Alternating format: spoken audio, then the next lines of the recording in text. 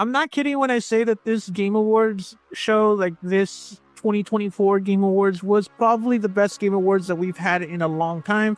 And I'm going to get into some of the announcements that were there at the gaming show, and also, of course, who was Game of the Year. Or should I say, what was Game of the Year? Up first, out of the many games that were announced that I like and that I would like to play, is Dave the Diver in the Jungle is a new expansion coming in late 2025. Dave the Diver is headed to the jungle in a brand new expansion set to arrive in late 2025. A quick trailer gives us a glimpse of adventure ahead for our favorite deep sea explorer slash sushi restaurant manager. Dave the Diver is just one of those games that kind of makes me feel like a gamer to play again. It's weird saying that because like it's been a long time since like a game has like made me like, okay, this is what I play games for. I kind of get the same feeling with anime. It's hard being an anime watcher because it's hard getting something that just gets you like when you first got into anime or video games.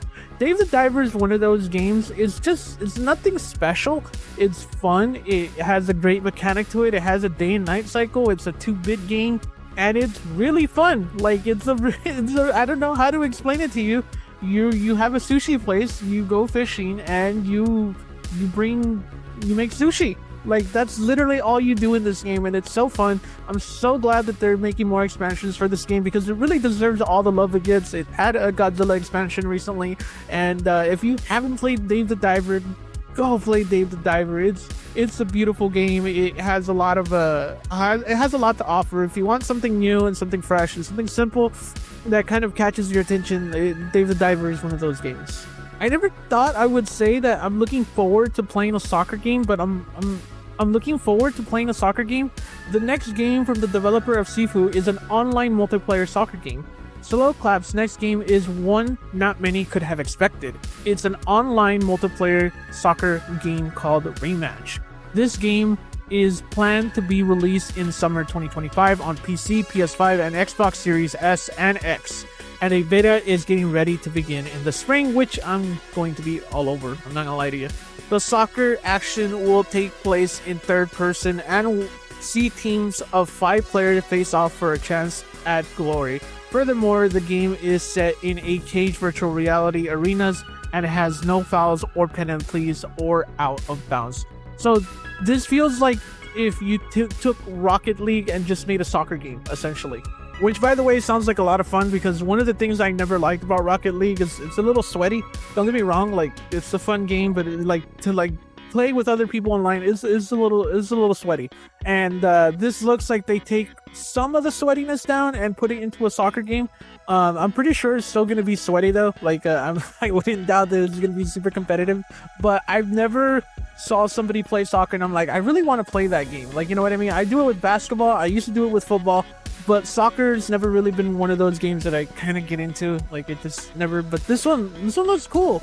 And the Slow Clap, the people who made Sifu, have made really good games over the years. They've made a good online game that's a fighting game that Sifu comes from. I can't think of the name right now. It starts with an R.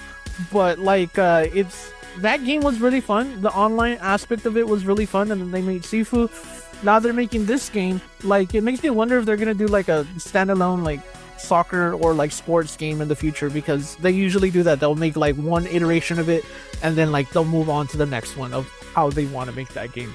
This next game was a little weird, like to see, because like nobody really thinks of Pac-Man anymore. He's more of a mascot. He's not really like a game that's modernly played all that much. Like if he is played, it's like in one of those little arcade machines that you can take home. But apparently they haven't given up on him, and secret level Pac-Man episode is getting turned into a Metroidvania with Kakisho Harada producing. I messed that name up, I'm sorry. Secret level Pac-Man episode is getting its very own game called Shadow Labyrinth, and it took to tell more of a story of the darker and edgier version of the iconic arcade character. Players will still be able to run around a maze and trying to eat to stay alive like the original.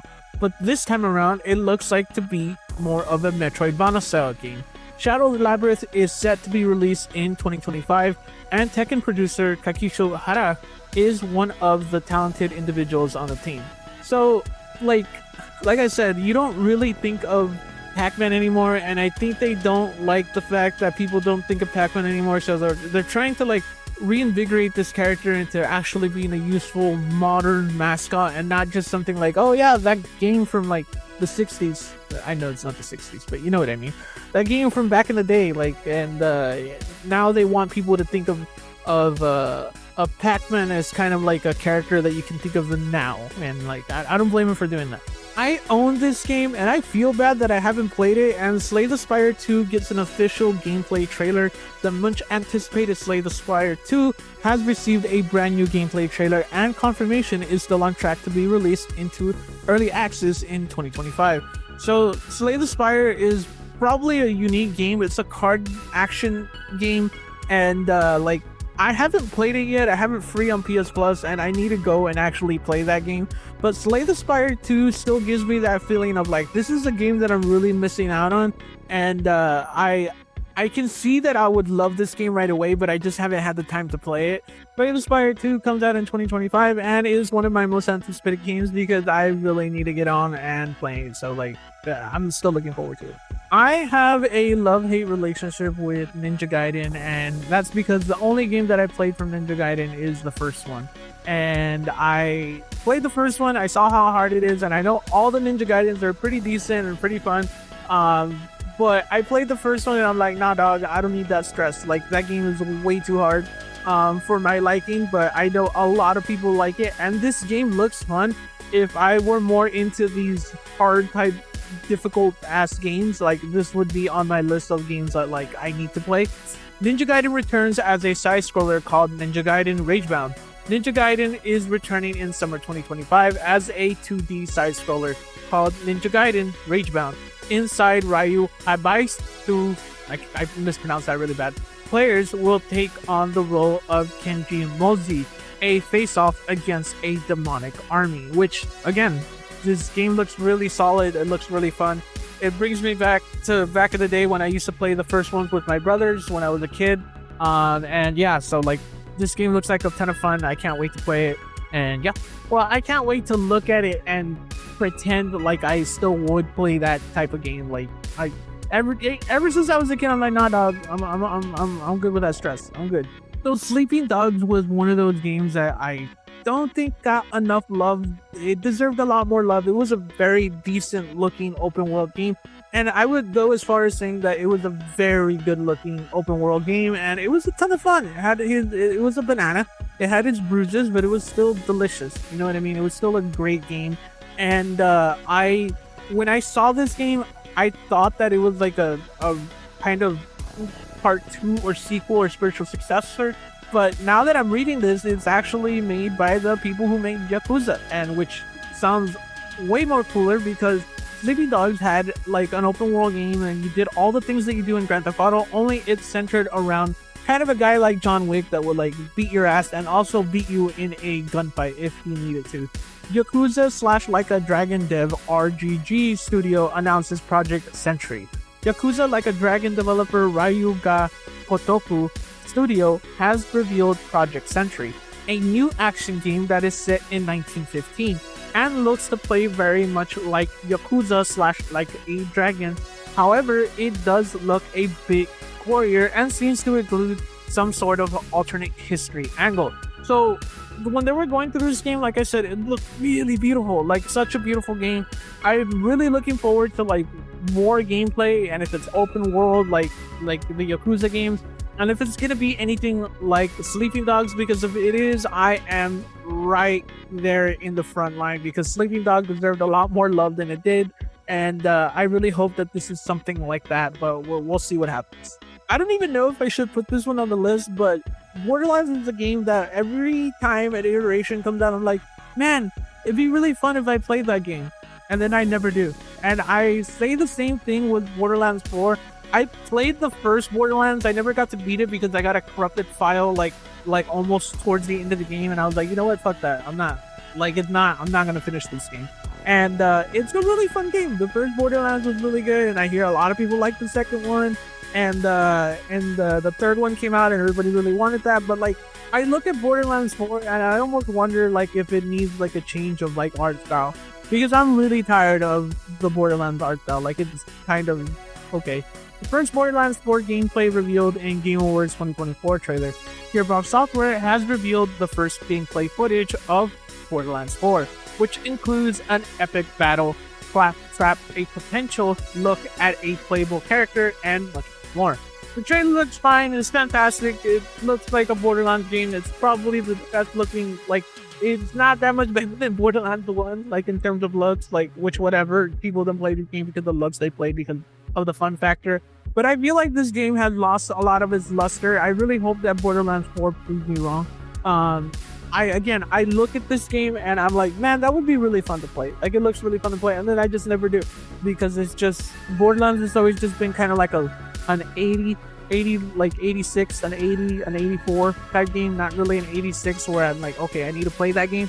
Yeah, Borderlands is like one of those games where it's like, it's one of the many solid games that comes out that year, but there's better games that I put on my time plate to be able to do that. I'm kind of stuck in a rock and a hard place because I really want to criticize PlayStation for being kind of not on the PC market, like, and like having to wait like an entire year. But I like the fact that my PlayStation is like taken care of. You know what I mean? My PlayStation purchase is very well, like, it was worth the money, because a lot of these games you can play only on PlayStation. And you can't play them on PC, because if I could, I probably wouldn't get a PlayStation. I would probably just play on my PC. And these next two announcements are like one of those things where I'm like, fuck, like, these games deserve a lot more love on PC than they're probably gonna get, because PlayStation games don't really sell that well on PC. Like, they do okay, like, but they don't do great numbers like they do on PlayStation. If they release like the way Helldivers did day and date, those games would sell so much more, but like, it would also cannibalize into the sales of PlayStation. So I get where they're coming from. The Last of Us Part 2 and Final Fantasy VII Rebirth officially coming to PC. The Last of Us Part 2 is officially coming to PC. The Last of Us is headed to PC on April 3rd, 2025. And it joins other such PlayStation exclusive games who have made the jump to another platform, like Horizon Zero Dawn, Ghost of Tsushima, Ratchet & Clank, A Rift Apart, and God of War. So both of these games are coming out in 2025. The Last of Us is coming out in April, and Final Fantasy VII is coming out in January 23rd. So again, I'm really stuck in between a rock and a hard place. Like, I want these games to get more love, but at the same time, like, they already get Game of the Year. Like, I don't know what much more like love that you can get than that. I understand why Sony doesn't just put their games on PC and not just day and date like the way that Xbox does, because even the CEO of Sony came out and said, like, hey, like, that's not going to change anytime soon, and like, that sucks that these games aren't getting more love on PC. But at the same time, it's like, I understand why. Like, it's very generous at all that they even release a year later. Like, Nintendo doesn't do that shit. Like, their games stay on Nintendo, like on their Switch. You can't play those games on PC. And there's a reason why they do that. They do that because they want you to get the Switch. They want to get those hardware numbers, you know what I mean? So, like, I get what they're coming from. I'm one of those people that looks at Fallout and the Outer Worlds and I'm like, man, I really wish I was more into those games. Like, because they look like really fun games. It's just, they look like the Fallout. Whenever I've tried to play Fallout, they feel like games that came out like 6 years ago. Like, and that's when I first played them. Fallout 3 feels like a game from like 6 years ago from that time. Like, that's how outdated a lot of those games are. The Outer Worlds is very different, and I really wish that Fallout hasn't like corrupted me to not like the Outer Worlds that much, because they're just okay games to me. Like, I know that's blasphemy in some circles, but like, the Fallout games are just okay. And the Outer Worlds was kind of ruined for me because of Fallout, because it's like it's very similar in style and like in world and in gameplay. The Outer Worlds 2 reemerges with a brand new trailer. After a bit of a hiatus, The Outer Worlds 2 had returned with a gift of a brand new gameplay trailer and confirmation that it will be released on PlayStation 5, Xbox Series S and X, and PC in 2025.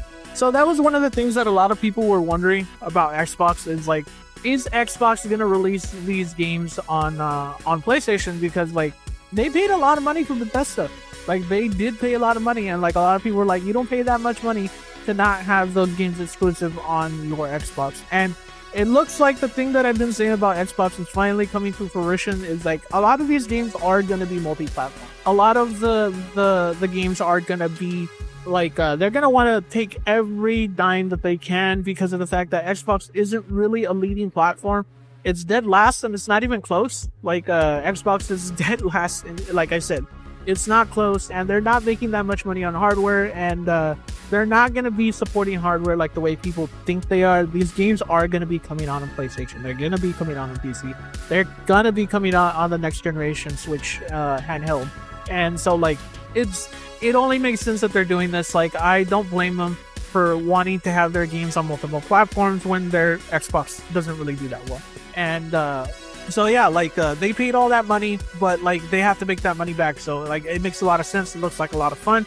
Looks like a one up to what they usually they put up in the Outer Worlds. They said it took 3 times longer or 4 times longer and it's going to be 2 times bigger, 2 times longer.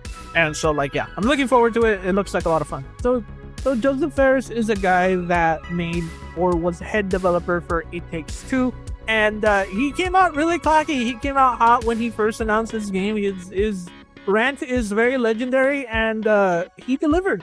It Takes Two won Game of the Year award at Game Awards in, I think it was, I don't even remember what year it was, but it won Game of the Year, and it was by far the most liked game of that year. It was very innovative. It was really fun. The story concept was really good.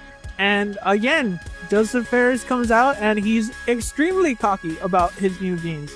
And from what I've heard that people have played of this game, it lives up to the hype. If it's probably not better than It Takes Two, but it's just as good and just as innovative as it was doing. Split Fiction is Joseph Fares' new co-op adventure game. It Takes Two developer He's Like Studio has officially unveiled Split Fiction at the Game Awards. This new adventure is once again a split-screen co-op title, but this time it stars 2 aspiring writers who end up inside the same simulation of one of their stories. Each level will jump between sci-fi world and fantasy world, and the pair will need to figure out how to escape through the very worlds they created. Split Fiction will release on March 6, 2025, and you can check out our hands-on preview of Split Fiction right here. So like I said, this game looks like a lot of fun. It looks like a game that I would want to play with somebody, and I can't wait to see what he does. A lot of people have been saying it lives up to the hype. There's some things that people are saying about this game that they can't really reveal. That's really, really cool. And Joseph Fares, he talks a big game, but he backs it up, man. Like, you gotta give that man credit. He backs up his shit talk. Fumito Ueda is a legend, and he's made Ico, Shadow of the Colossus, and The Last Guardian, which if you haven't played any of those games, they are probably some of the best art piece games that you can play, where like there is a lot of innovation when it comes to Shadow of the Colossus, but Ico and The Last Guardian are more games of art style pieces of story, and how like they're all kind of interconnected at some point or another. And he just revealed his next game, codenamed Projekt Robot, officially revealed. Fumito Ueda, the developer best known for such games as Ico and Shadow of the Colossus, has revealed the first look at the next project, which is codenamed Projekt Robot. The quick look at this project was a stunning one, with a person climbing a humanoid mech as a distorted voice count down the time until shockwave hit. Right before the shockwave divided, the player entered the mech head and disconnected from its body to avoid certain death. There is no release window or further details as of yet, but it's an excited look at a project that will surely capture the hearts and minds of many when it releases. This is the game that caught me by surprise. It looks like a lot of fun. It looks like something that I would play. At least this is my type of game. I played all of the games that this guy has made, and he doesn't miss. That motherfucker don't miss. Like, for reals. Like, he just doesn't miss. Every game that I played from him has either been a life-changing experience, which is Shadow of the Colossus for me, or a game that I'll always remember like forever, which is The Last Guardian. Those games are games that are very near and dear to me. They're really fun games. They're not for everybody, but this guy is a legend in the industry for a reason. So one thing people have been asking for the longest time is an Elden Ring, like, kind of online game. Like, because right now, as it is, it's really not that easy to play an online game in Elden Ring. There's so much planning. If you actually want to do it, there's modding. Like, there's so much crap that you have to do with it that FromSoft was like, screw it. Like, we'll just make our own co-op game that people can play. And they surprised all of us. Elden Ring Night Reign is a standalone co-op spin-off. It turns out our adventures in the land between are not over, as FromSoftware had just announced Elden Ring Night Reign, a standalone co-op spin-off set in a world parallel to Elden Ring. The game will let players team up with up to 2 friends and explore a condensed map of Elden Ring's Lime Green area, which will be infested with random enemies and structures at the start of each session. Elden Ring Night Reign will release on PS4, PS5, Xbox One, Xbox Series X and S, and PC in 2025. So if you've been asking for this for like the longest time, here you go. A live service game from Elden Ring. I don't know how FromSoft keeps like putting out these games that are like Game of the Year contenders. Like, they do this like almost every year. Like, they knock one of these out every year. Like they've been doing this now. Like, they did it with Elden Ring, they did it with the DLC of Elden Ring, and now they're making an Elden Ring co-op. Like, you got like, save some talent for the rest of us, my guy. God damn. I have bad luck with The Witcher. Like, I'm not even lying. I have so much bad luck when it comes to The Witcher. I had this game on PC and I played the second one and I never was able to finish it because my laptop broke. And after that, I was like, yeah, fuck it, I'm not playing this game anymore. I got The Witcher 3 and the disc broke. I never got to play it. Like, I was like, okay, I'm gonna get on The Witcher. I'm gonna start playing it because it's on Netflix now. Did I play it? Absolutely not, because the disc broke. And I was like, okay, well, oh well. And now I see this game and I'm like regretting all those times of bad luck, because The Witcher 4 released with a debut trailer. CD Projekt Red confirmed single-player open-world action RPG. CD Projekt Red has officially unveiled The Witcher 4 with a gorgeous 6-minute trailer that puts Ciri center stage as a new protagonist instead of Rivera. While we didn't get a release date or window, we did learn the trailer was pre-rendered in a custom build of Unreal Engine 5, and that will indeed still be single player.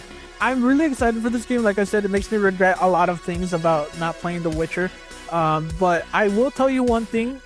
This game's not anywhere, like, probably not going to come out within the next 2 years.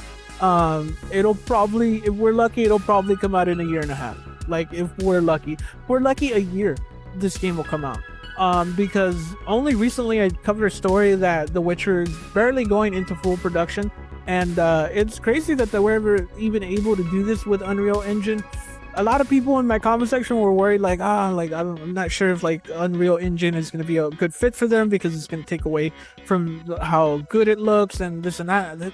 I couldn't tell a difference that it was Unreal Engine until they mentioned it. So the fact that they're doing this well on this engine gives me a lot of hope. It gives me a lot of hope to play this game as well. And it actually makes me kind of giggle a little bit and kind of pointing at CD Projekt Red, like, y'all better deliver, because like a lot of people were pissed that Ciri was the protagonist in this game. Like, of course, like there's that whole section of gaming of people that nobody likes, of people who like kind of like call anything that has a woman in it woke. So I'm like, y'all better deliver, because I want to see people squirming at the fact that this game is really good. And CD Projekt Red usually does pretty good with The Witcher. They don't do what they did with Cyberpunk. So I'm really excited. Even that game turned out solid at the end. So I'm really excited to see what happens. Okami is one of those games that is kind of a life-changing experience if you played it as a gamer. Like, it's one of those games that a lot of people, like, if you played it, there's a special place in your heart for this game. It's kind of like, for me, for people who played Okami, it's for them, it's like, for me, it's Shadow of the Colossus. Like, this is their Shadow of the Colossus. And at the Game Awards, Okami 2 was unveiled at the Game Awards 2024. In what we thought was the final reveal of the Game Awards 2024, Capcom revealed Hideki Kayama's new studio will be developing a sequel to Okami.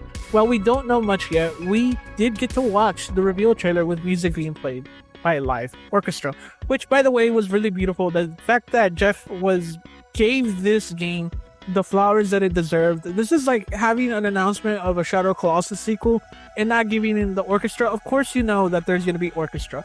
The fact that they gave the orchestra to Okami and this trailer is beautiful.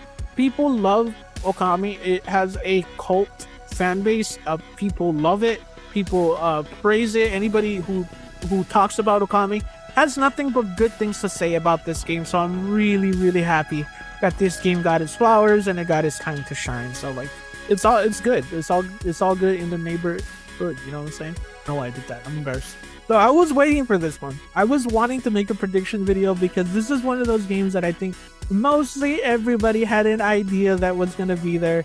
They kind of did like a little juke move. Naughty Dog did a little juke move and kind of was like, The Last of Us Part 2 remaster on PC, and everybody was like, why Naughty Dog? Why would you do this to us? And to be honest with you, I was like, that's really, like, when I saw the trailer, I'm like, that's really messed up that they're kind of misleading people, because like nobody, after that, I think a lot of people were disappointed.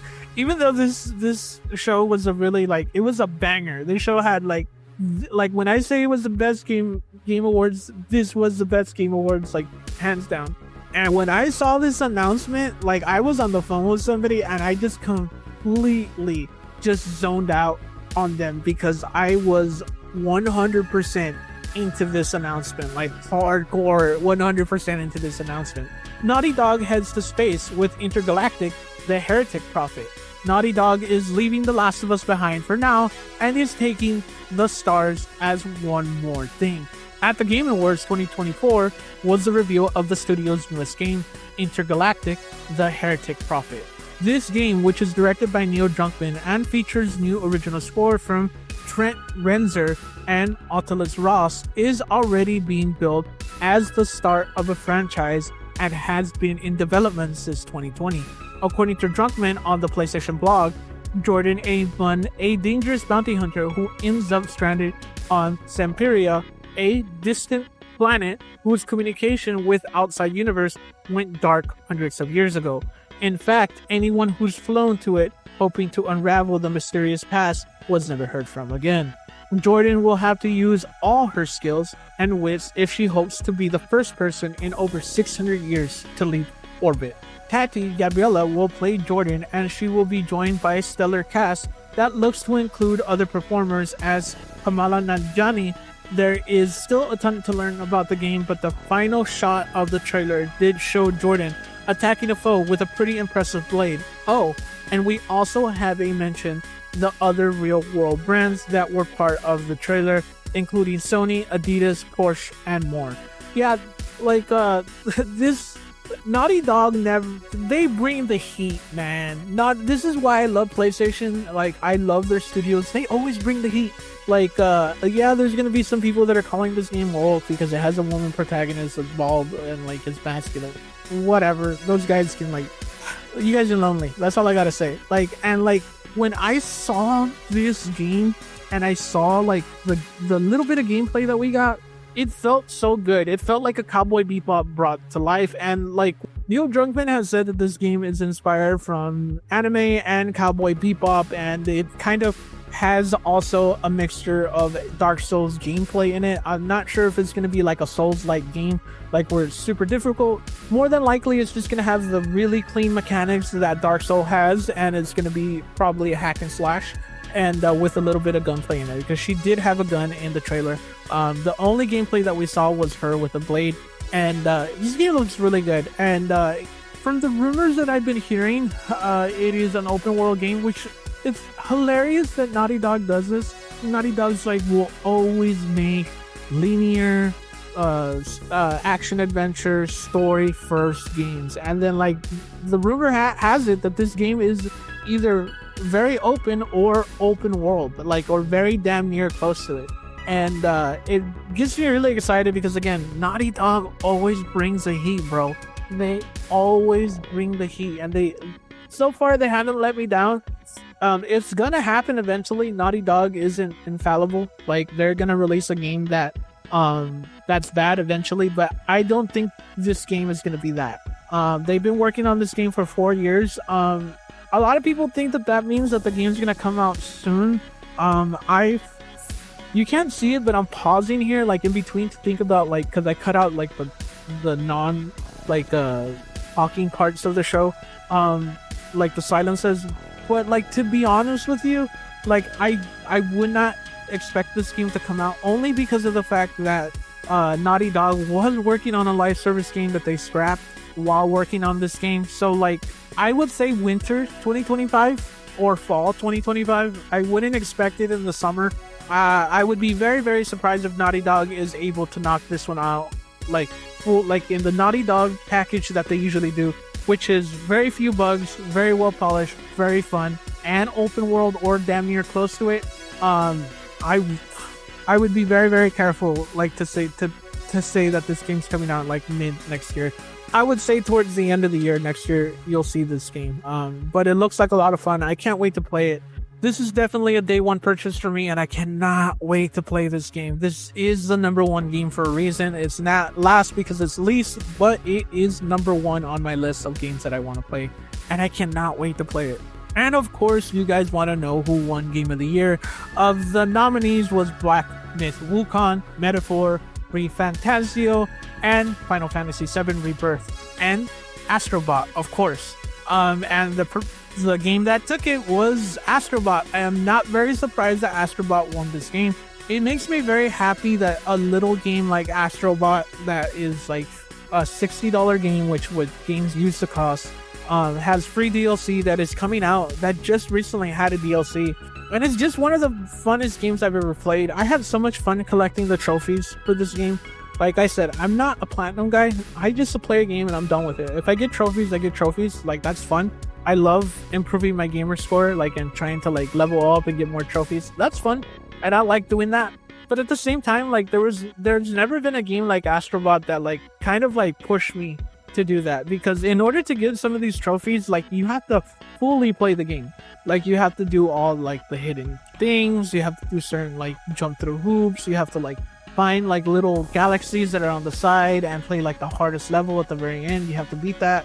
And like, it's a fun game. It's just a really fun little game, and I'm really happy that AstroBot, that's not this like action game like Black Myth Wukong or like Metaphor or Final Fantasy VII, that have like these high budgets. And you know what? These games deserve all the praise they're getting, all the love they're getting. But AstroBot shows us that a game doesn't have to be a AAA like money in order for it to like do well. It has to be fun. It has to like just be a good game. And AstroBot is a solid game that everybody should play. And it's PlayStation's new franchise mascot. Like, he's taking Sackboy's money. Like, I'm sorry, he like literally just mugged Sackboy. And now it's AstroBot. I really hope they make an AstroBot and Sackboy game in the future. But AstroBot deserves all the love in the world. It deserves to all the praise. High praise. It's high praise, like Nicolas Cage says. But like, AstroBot deserves Game of the Year, and this is 2024's Game Awards. All the games that I'm looking forward to playing, and also Game of the Year. I hope you guys enjoyed. I hope you guys watched all the way through. If you watched all the way through this colossal ass video of a video, boy, I made it in the comment section. Thank you for watching, and remember, you're pretty good.